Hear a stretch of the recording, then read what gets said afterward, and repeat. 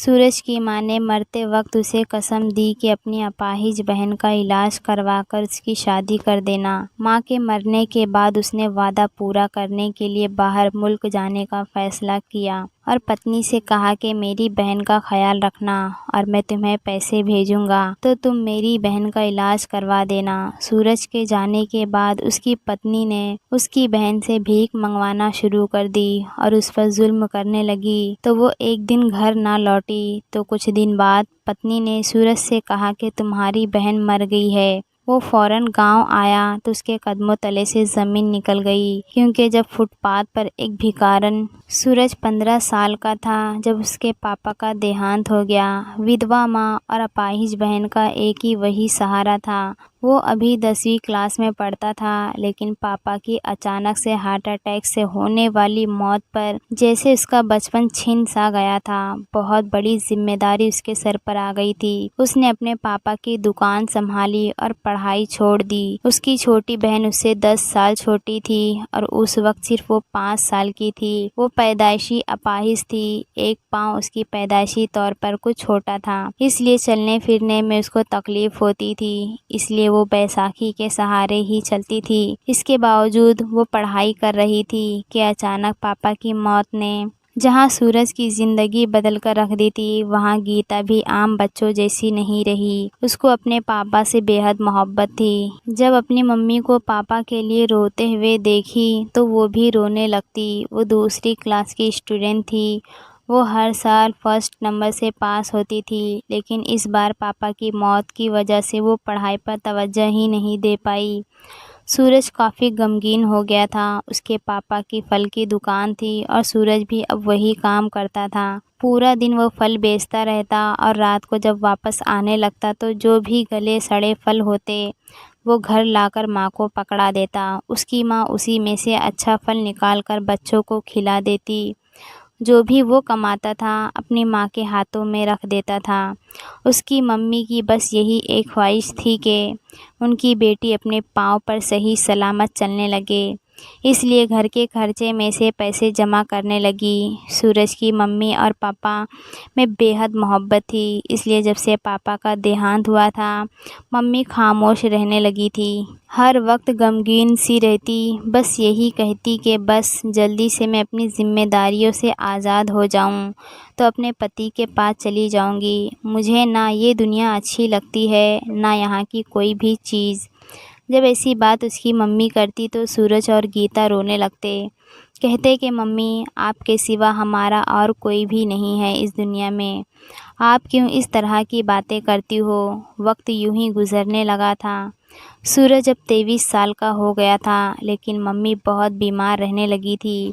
उसकी मम्मी ने उन 9 सालों में अच्छी खासी रकम जमा कर ली थी ताकि उनकी बेटी का इलाज हो सके, लेकिन वो इलाज गांव में मुमकिन नहीं था। मम्मी की दिन ब दिन तबीयत बिगड़ती देखकर गीता भी परेशान रहने लगी थी। अपाहिज होने के बावजूद उसने 10वीं क्लास अच्छे नंबरों से पास कर ली थी और कॉलेज जाने की भी ख्वाहिशमंद थी, लेकिन मम्मी की बीमारी की वजह से उसने अपनी ये ख्वाहिश दबा दी। उसकी मम्मी को सीने का कैंसर हो गया था और डॉक्टर ने साफ कह दिया था कि उनके बचने की कोई उम्मीद नहीं है। दोनों बच्चों पर यह खबर किसी पहाड़ की तरह टूटी थी। अपनी मम्मी से तो कुछ नहीं कहा, लेकिन दोनों बहन भाई तन्हाई में एक दूसरे के साथ लगकर रोते रहते हैं। गीता की सिसकियां ही नहीं रुकती थी। बड़ी मुश्किल से सूरज ने उसे तसल्ली दी और कहा कि मम्मी के सामने आंसू मत बहाना, वरना मम्मी का जाना और भी मुश्किल हो जाएगा। गीता कहने लगी कि भाई, ये कैसी परीक्षा है, पहले पापा चले गए और अब मम्मी भी। गीता जी जान से अपनी मम्मी की खिदमत में लग गई थी। जब एक दिन उसकी मम्मी का सांस रुकने लगा, उसने चिल्ला चिल्ला कर सूरज को बुलाया था। जब सूरज अपनी मम्मी के कमरे में आया तो उन्होंने गीता का हाथ अहमद को थमा दिया। कहने लगी, अपनी बहन का ख्याल रखना। फिर उन्होंने गीता से कहा कि अलमारी से लॉकर में जितने पैसे हैं वो सब ले आओ। गीता वो सारे पैसे ले आई। वो रकम काफ़ी ज़्यादा थी, जिसे देखकर सूरज भी हैरान हुआ था। वो कहने लगी कि मैं पिछले 9 साल से ये पैसे जोड़ रही हूँ ताकि गीता के इलाज हो सके। तुम इन पैसों से अपनी बहन का इलाज करवाना और फिर उसकी शादी कर देना। सूरज ने अपनी मम्मी से वादा कर लिया था कि वो गीता का इलाज ज़रूर करवाएगा। मम्मी ये सुनकर निश्चित हो गई, लेकिन उनकी ज़िंदगी बस इतनी ही थी। जब सुबह गीता की आँख खुली तो उसकी मम्मी बिल्कुल चुपचाप लेटी थी, हिल भी नहीं पा रही थी। ये देखकर गीता फूट फूट कर रोने लगी। गीता की रोने की आवाज़ सुनकर सूरज भी कमरे में आ गया। जब अपनी मम्मी को देखा तो वो भी बहुत रोने लगा। मम्मी पापा जा चुके थे। सूरज और गीता दोनों बहन भाई एक दूसरे का सहारा थे। सूरज का अब एक ही मकसद था, वो ये था कि उसे अपनी बहन का इलाज करवाना है। लेकिन जब उसने उसके इलाज का खर्चा पूछा तो वो उन पैसों से कई गुना ज़्यादा था जो उसकी मम्मी ने जमा किए थे। अगर वो और पैसे जमा करता तो कई साल गुजर जाते। इसलिए उसने ये सोचा कि वो इन पैसों से दुबई का वीज़ा लगवा कर दुबई चला जाए और वहाँ जाकर फल फ्रूट की ही काम करे, क्योंकि उसके कुछ दोस्त दुबई में एक स्टोर में फल फ्रूट का काम कर रहे थे और अच्छे पैसे भी कमा रहे थे। ये बात जब सूरज ने गीता से कही तो गीता रोने लगी। भाई का हाथ पकड़कर कहने लगी कि मम्मी पापा तो मुझे छोड़कर चले गई। भाई प्लीज़ तुम मुझे छोड़कर मत जाओ, मैं यहाँ अकेली कैसे रहूँगी। सूरज भी ये सोचने लगा कि वाकई वो अकेली तो यहाँ नहीं रह सकती, लेकिन उसे अपनी मम्मी से किया हुआ वादा भी निभाना था, जो कि गांव में रहकर फल फ्रूट बेचकर कभी पूरा नहीं हो सकता था। इसलिए सूरज ने सिंपल तरीके से शादी का सोच लिया कि जब उसकी पत्नी आएगी तो गीता का वो ख्याल रखेगी। जब अपनी शादी के सिलसिले के लिए सूरज ने मोहल्ले के कुछ बुज़ुर्गों से कहा तो उनमें से एक विनोद साहब भी थे। उन्होंने फ़ौरन से कहा कि वो अपनी बेटी का रिश्ता देने को तैयार है।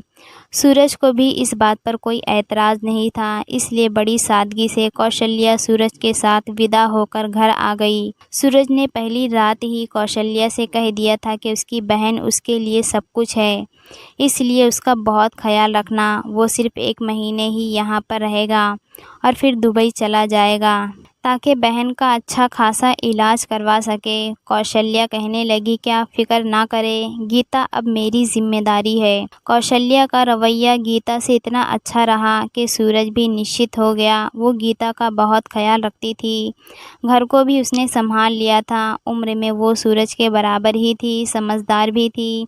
सूरज काफ़ी निश्चित हो गया था, इसलिए 3 महीने के बाद ही दुबई चला गया। सूरज ने कौशल्या से ये भी कहा कि वो हर महीने उसे एक अच्छी खासी रकम भेजेगा और गीता का जो डॉक्टर है वो हर महीने उसके पास उसे ज़रूर लेकर जाना और उसकी जो भी दवाई है उसमें नागा कभी ना हो। कौशल्या कहने लगी कि आप बेफिक्र होकर जाइए। जैसे ही सूरज दुबई पहुंचा तो कौशल्या का रवैया गीता से ख़राब होने लगा, या यूँ कहिए कि असल में रूप उसने अपना अब दिखाया था। गीता अपाहिज थी, चलने फिरने में उसे बड़ी देर लगती थी, लेकिन इसके बावजूद कौशल्या ने उसे कहा कि आज के बाद घर का सारा काम वो करेगी। पहले तो गीता ये सुनकर हैरान हुई, लेकिन भाभी के बदलते तेवर देखकर आगे से उसने कोई जवाब न दिया।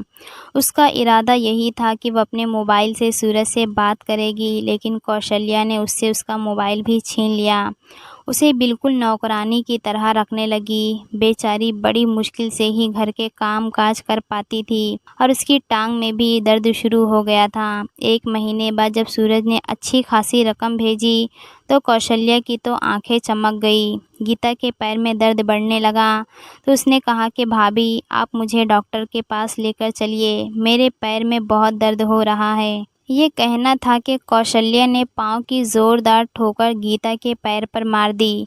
वो पैदाइशी अपाहिज थी, ठोकर लगते ही जैसे गीता की जान पर बन गई थी। दर्द की वजह से वो बेचारी चीखने और चिल्लाने लगी और उसके रोने और चिल्लाने पर कौशल्या हंस रही थी। कहने लगी, तू लंगड़ी पैदा हुई है, हमेशा लंगड़ी ही रहेगी। ये मत सोचना कि मैं अपने पति की कमाई तुझ पर बर्बाद करूँगी, समझी।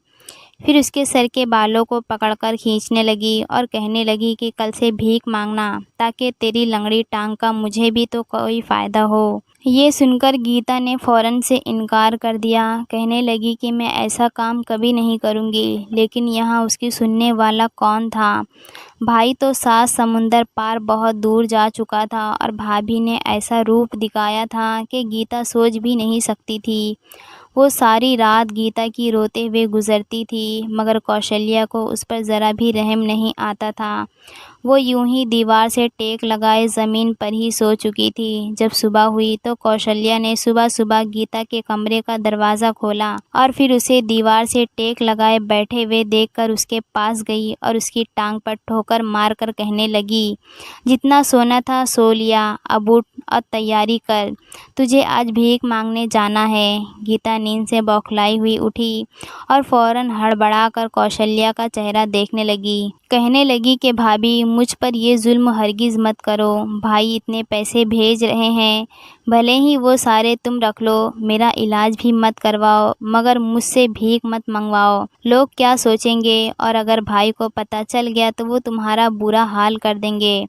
कौशल्या के सामने पहली मर्तबा गीता डरते डरते बोली थी, मगर गीता की इतनी चलती ज़ुबान देखकर कौशल्या को गुस्सा आ गया। अगले ही पल उसने ज़ोरदार थप्पड़ गीता के मुंह पर मारा और उसे गालों से दबोच कर कहने लगी, तुम्हारे भाई को बताएगा कौन? वो जो कमा रहे हैं सो कमा रहे हैं, मगर तुम जो फालतू घर में बैठी हो, तुम्हें भी तो किसी काम में लगाना है। अब ज़्यादा बातें मत करो और इधर से उठो, मेरे पास आओ। इतना कहकर कौशल्या ने गीता को उठाया और उसे दीवार में लगे आईने के सामने ले गई।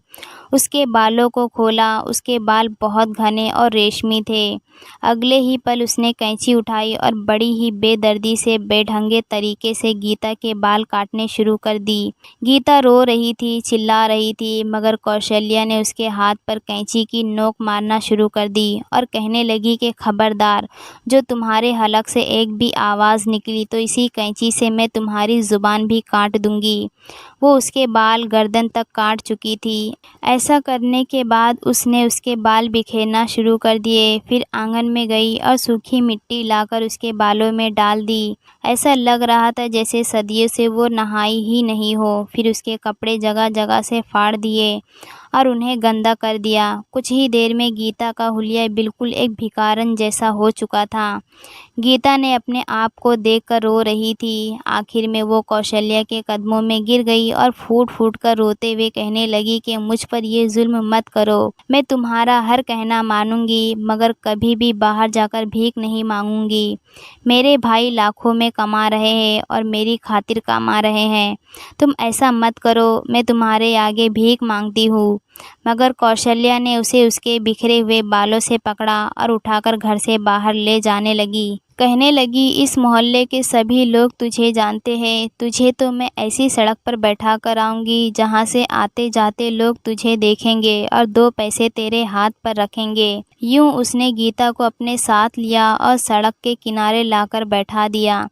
कहने लगी कि रात को जब वापस आना तो अच्छे खासे पैसे लेकर आना, वरना तेरा बहुत बुरा हाल करूँगी। वो गीता को वहाँ छोड़कर वापस घर आ चुकी थी। सारा दिन गीता वहाँ पर बैठी रोती रही। पहले तो उसने किसी से 1 रुपया भी नहीं मांगा, मगर जब उसे कौशल्या की बातें याद आई कि उसने तो कहा था कि अगर 1 रुपया भी घर लेकर ना आई तो तुम्हारा बहुत बुरा हाल करूँगी, ये सुनकर उसने पहली मर्तबा लोगों के सामने हाथ फैलाए थे। लोग उसे तरह तरह की नज़रों से देख रहे थे। वो अपाहिज ज़रूर थी, मगर बड़ी खूबसूरत थी।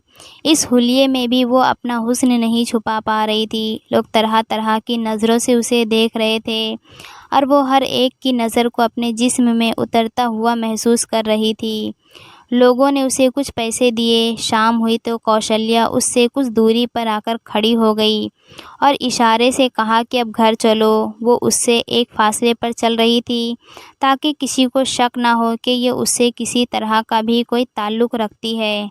घर जाते ही कौशल्या ने फ़ौरन गीता से पूछा कि बताओ कितने पैसे कमाकर लाई हो। गीता ने जब 300 रुपये निकालकर कौशल्या को दिए तो वो हैरत से उसको देखने लगी। कहने लगी कि बस इतना ही, और भी होंगे। उसके कपड़े टटोलने लगी। कहने लगी कि मैं मान ही नहीं सकती, तुम जैसी खूबसूरत लड़की को इस हुलिये में देखकर सिर्फ 300 रुपये मिले हो। मगर जब उसे ये यकीन हो गया कि गीता के पास सिर्फ 300 रुपये ही है तो वो निश्चित हो गई।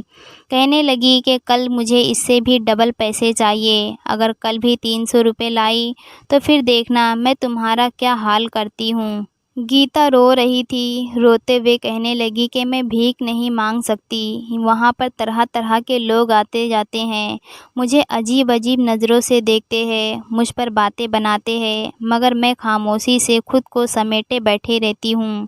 प्लीज़ मुझ पर रहम करो, आप भी एक औरत हो, आखिर क्यों मुझ पर ये जुल्म कर रही हो।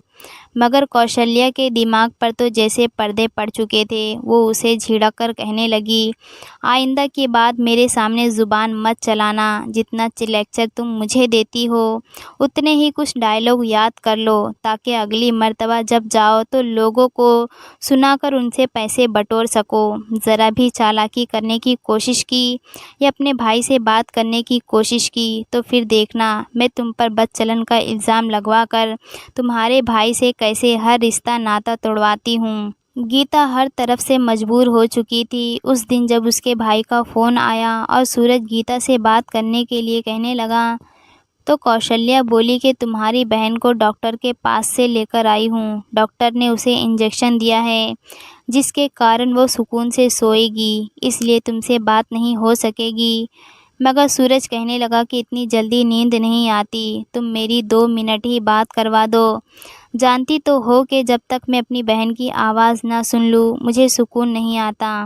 मैं 1 मिनट ही बात करके फिर कॉल कट कर दूँगा। सूरज की बात सुनकर कौशल्या घूर कर गीता को देखने लगी और इशारे से सख्ती से मना किया कि खबरदार जो अपने भाई को कुछ भी बताया, वरना अपने अंजाम की ज़िम्मेदार तुम खुद होगी। गीता ने डरते डरते भाई से बात की और यही कहा कि भाभी मेरा बहुत ख्याल रखती है, मुझे डॉक्टर के पास भी लेकर गई थी और दवा भी दिला दी है। उसकी आंखों में आंसू आने लगे थे। वो और कुछ ना बोल पाई और कहने लगी कि भाई मुझे नींद आ रही है, मैं आपसे बाद में बात करूँगी। इतना कहकर उसने कॉल काट दी और फिर सिसक सिसक कर रोने लगी। ऐसे ही कई दिन गुजर गए। कौशल्या गीता को सड़क पर छोड़ आती और वो भीख मांगा करती।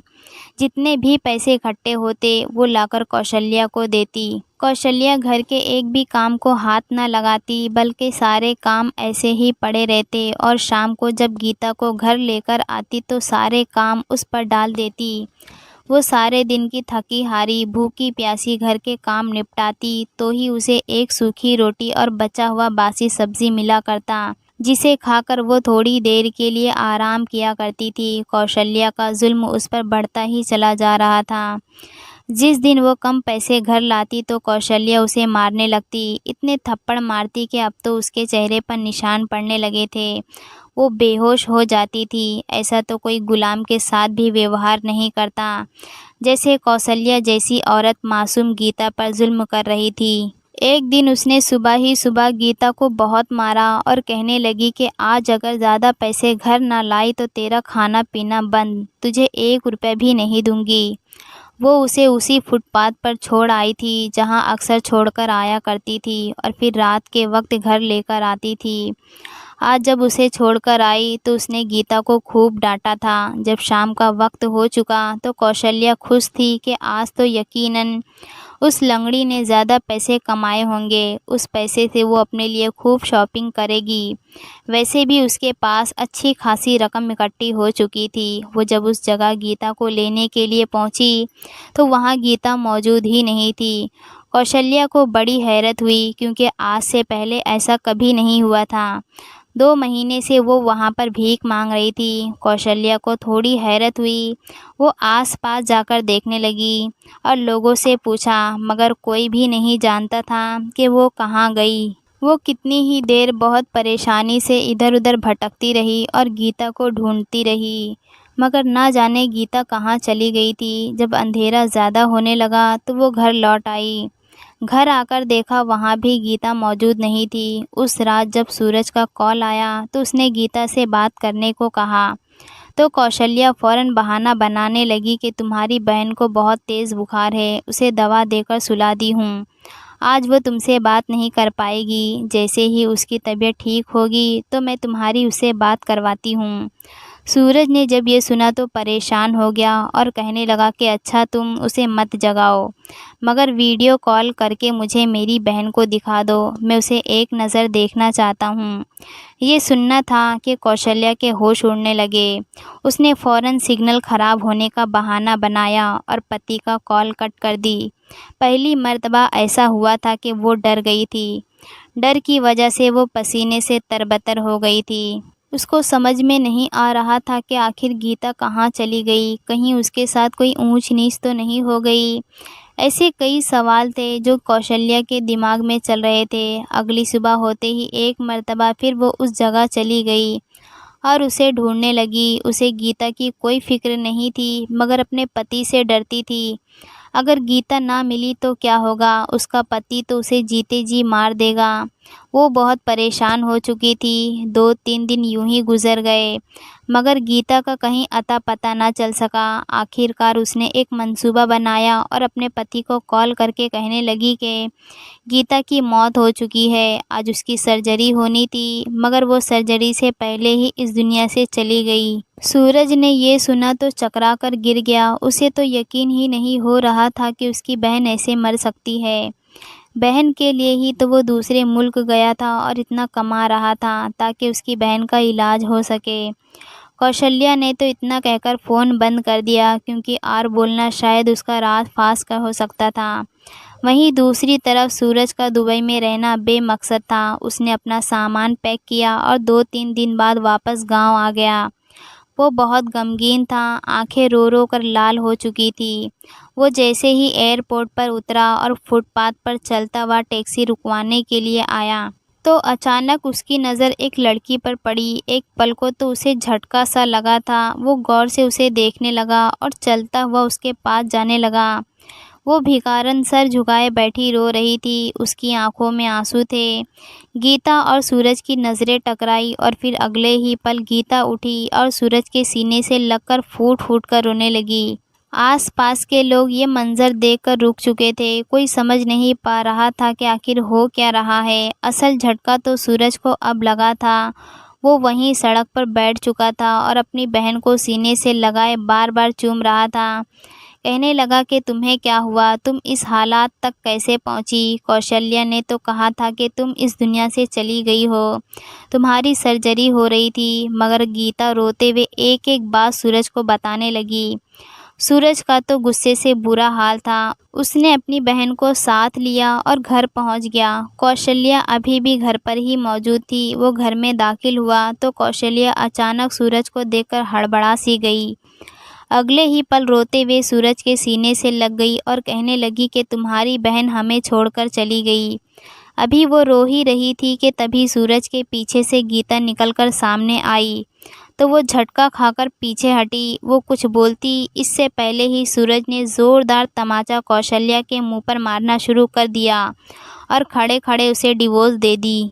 वो रोती रह गई, माफ़िया मांगती रह गई, मगर पूरे गांव में ये खबर फैल चुकी थी कि कौशल्या ने इस कदर नीच हरकत की है। हर कोई उस पर थू-थू करने लगा। कौशल्या डिवोर्स लेकर अपने बाप के घर पहुंच चुकी थी। उसके पापा बहुत अच्छे इंसान थे। जब गांव वालों से ज़िल्लत सुनी तो वो वहीं आंगन में पेड़ के साथ खुद को फांसी लगा लिए।